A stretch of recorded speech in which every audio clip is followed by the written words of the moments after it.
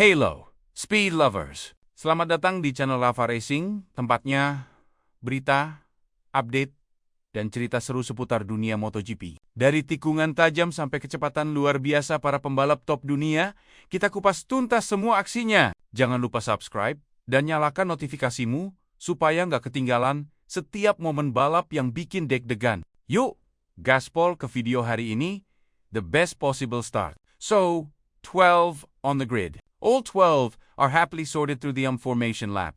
10 laps of Patronona Sepang International Circuit underway. Flying start from 1 and 3. Kiata got off to a really good start, as did Ipaiwa Wangtunin. In fact, Kaya Tisik, the two ties will be leading going into the first corner. Apawat is there also coming through. There was a little bit of debris flying off in the background there. Not sure where that came from. No, it didn't look as though Apawat had got away well, but he certainly got the power down as they got towards turn 1. It looked like Yatisak was going to get ahead. 80 and Puchas made a decent start as well. Bike number 21 and left a little bit behind. Muhammad Helm, currently P4. Indeed. And Veda Ega trying to poke his nose in front of Healy. That didn't work out, and he lost tried to go for one place. He's lost another 2. Certainly has. The ground is shaking as the bikes come flying past us, and as Abiwa moves into a lead, a victory here will make life much easier for him and Boren. He could just make sure he trundles round, and gets points on the board to secure the title. Yeah, no need to take risks, particularly as he is still recovering from having broken his left wrist a week before, but he's got his main championship rival, Adananta, just with him now, hooking his nose out as Adantabuchi. Astra Honda Racing. Yeah, that was a beautiful move through on turn 14 by Azroy as well, to bag himself another place. Not such a beautiful line through turn 15. However, as he gets out of shape, going very close to the pit wall. There was happy Wong Wontanen on, showed no fear of Kohn's confined spaces, and having been just edged out of P1, he retakes it back, accelerating down through the pit wall. 1 of 10 laps, now completed.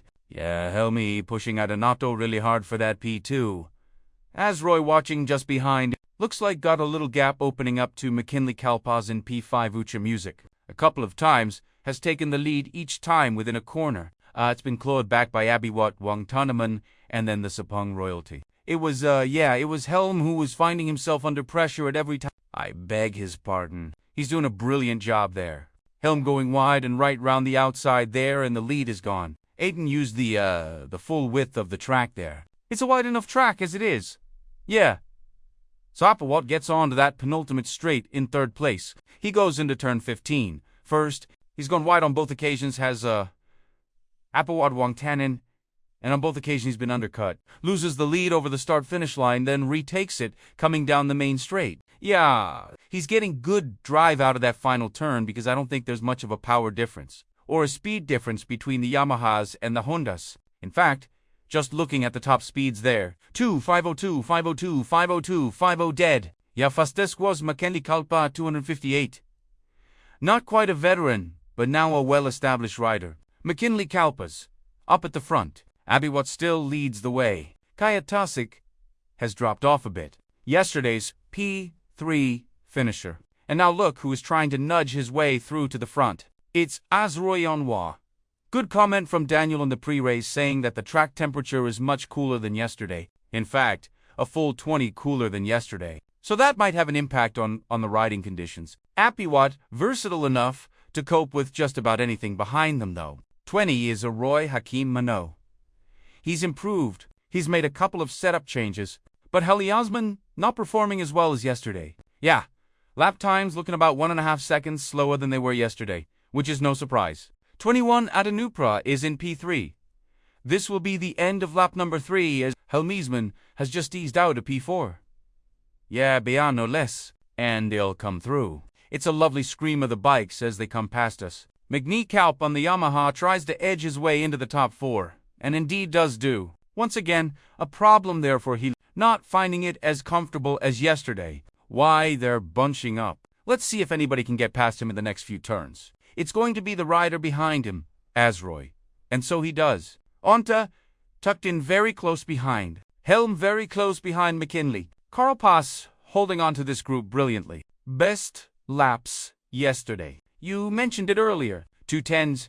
Yes, 2 mid 2 10s for a full second slower up. We've got, right then, a new leader. Hell goes wide, though, coming up the hill at turn 9. Yeah, that was a hard response. Hard and immediate, almost preemptive response there from Apiwat as Hila came up inside him. Even if you've ridden this circuit hundreds of times as Hiliusman has, there are a couple of positions where coming into turn 9 and into 1 and 2, where the undulations in the gradient can still take you, if not by surprise, but can catch you out if you get your braking remotely wrong. Yeah, this is a real toss-up here at the moment. We've got Tana on the back of these, just behind his teammate Kai, so they're a little further back than we thought they might be, but they're only about 1.5 seconds off the lead. And the leader now, as they cross the line, is Azroy Hakim Munwar, 1.7 seconds. The gap down to P8, which is Tanat Razor Dana KO, NG Naga, NW Negro having their own little battle for P9 as Shaji Jintong comes through the start-finish line in P12.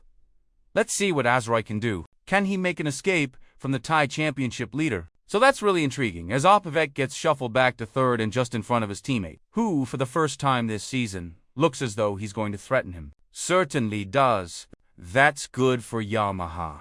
Probably good for Apawat as well, because he thrives under pressure. But it's 20, Azroy Hakim Mamo. 2 wins this season in the Supersport 600cc to his name. He leads coming down the penultimate straight. Good little line. Adananta is there. Helm not quite to grips with it.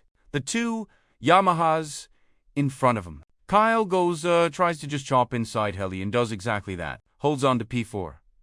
Ezro Hakim leads the lap time, for Ezro Hakim just gone at 21:15. That's consistently what is happening. We do have a new fastest lap time, though, at 211 dead. So the lap times are getting quicker after this one. 4 laps remaining. They are in the early stages here. Looks as though Apiwat isn't quite able to manage the pace of the Hondas ahead of him. Question mark? Over Helmian, who's a little way back now. He was how far, about a second adrift as they cross the line. Adanta moves ahead. Adanta needs a good result here. The championship needs Adananta to have a good result. We want this competition going to the final corner of the final race of the season, and if Apawat wins this, that is unlikely to happen. Azroy, Aiden, Apawat, the 3 A's. Will it be a podium lockout for the letter A? Helm in there as well if you take out the helm. Music and Ian and Azroy having a rare old strap over the front, unless they're helping each other just to establish a lead and get away from Abu at Wangtanen. But that's not what is happening. Fastest lap belongs to Veda Ega. Yeah, disappointing race 1 for both those riders at the front. Azroy finishing down the order. Edinanta finishing well down the order after crashing. Actually a DNF for Atalanta Bucha. That's what he was given officially, which is his first DNF of the season, of an otherwise consistent season. Anusya has only got 1 win to his name. That was a Mandela last time out. This season started at Bram couple of races. Zuhai, where there was 1 race before day 2 was abandoned because of rain. Yeah, Veda just stood up. Abiwok Montanan then to get in front of him. So Appa won't take very kindly to the kind of mugging that he's been getting. I was going to say he's been bullied a little bit today. I watched one. It's normally him who does the bullying. Once again, McKinley Kalpas takes him on the inside. Happy comes through, though. Veda Ega is there, and Happy is feeling the heat from these young fellas. Yeah, that was an impedance move that Vader took on him. Championship points bottom right of your screen. As it stands, Adananta had closed within 11 of Apietwang Tanama. Tell me closed within 3 points of Asrohak. Katisek break the 100.